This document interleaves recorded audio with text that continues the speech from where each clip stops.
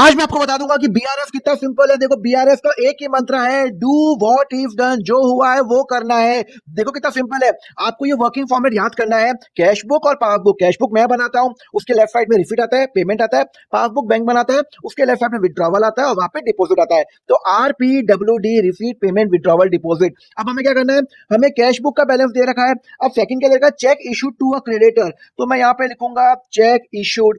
मैंने इशू किया but presented नहीं हुआ, तो भैया मैंने तो एंट्री कर ली, तो यहाँ पे मैं अपनी एंट्री कर लूंगा 500 रुपीज। जो हुआ है वो करेंगे, डू व्हाट इफ डन। मैंने एंट्री कर ली, बैंक ने एंट्री नहीं की है।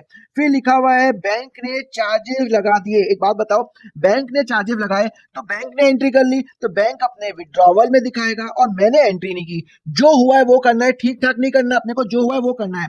फिर लिखा हुआ है वन कस्टमर डायरेक्ट डिपॉजिट कर लिया।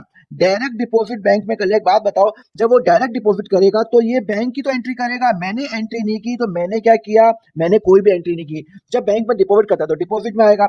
उसके बाद 600 डिपॉजिट किया मैंने। मैंने यहाँ पे चेक डिपॉजिट किया 600 रुपए का, तो मैंने एंट्री कर ली, पर वो बोलता है अभी तक क्लियर नहीं हुआ, मतलब बैंक ने एंट्री नहीं की है। Do what if done. अब हमें क्या करना है, अब हमें ये हमारा क्वेश्चन हो गया, डू व्हाट इफ डन करना है। अब हमें क्या करना है, देखो हमारा ओपनिंग बैलेंस क्या है, कैश बुक है। तो यहाँ पे मैं बीआरएफ का फॉर्मेट बताऊंगा, balance as per cash book कितना है, 20,000 रुपए है। अब यहाँ पे देखो आपको क्या करना है, कितना सिंपल है। देखो आप कैश बुक से चालू कर रहे हो तो कैश बुक में आ जाओ। कैश बुक में रिसीट क्या होता है हमेशा, पर हमेशा रिसीट तो प्लस होता है, उसका अपोजिट साइन लगा दो। रिसीट हमेशा प्लस होता है ना भाई, तो रिसीट के आगे माइनस लगा दो। मतलब अगर कैश बुक से स्टार्ट कर रहे हो तो रिसीट प्लस होता है तो माइनस लगा दो। अब ये माइनस है तो उसका अपोजिट प्लस, इसका अपोजिट माइनस, इसका अपोजिट प्लस, बस और कुछ नहीं करना, प्लस माइनस लगाना है।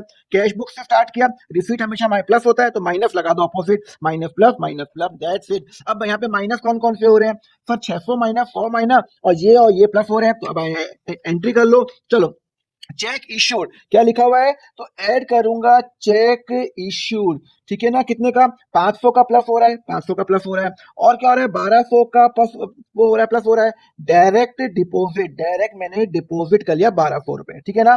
तो 1700 रुपए क्या हो गया, मेरा प्लस हो गया। लेस क्या हो रहा है, लेस हो रहा है कि मेरा ये लेस हो रहा है 600 और 100, तो एक हो गया मेरा बैंक चार्जेस। बैंक चार्जेस कितना हो रहा है सर, 100 रुपए हो रहा है। और डायरेक्ट डिपॉजिट जो हो गया है वो है मेरा 600 रुपए। तो यहाँ पे टोटल कितना है, 700 रुपए माइनस हो रहा है, तो यहाँ पे 21,000 आ गया। तो ये हो गया मेरा बैलेंस एज पर पासबुक, क्योंकि मैंने कैश बुक से चालू किया था, तो ये क्या निकल जाएगा, मेरा पासबुक निकल जाएगा। तो कंसेप्ट कितना सिंपल है। अब हम करेंगे पार्ट 3 में, जहाँ पे बैलेंस एज पर पासबुक पे चालू करेंगे। इसके लिए फॉलो करो अकाउंट फंडा।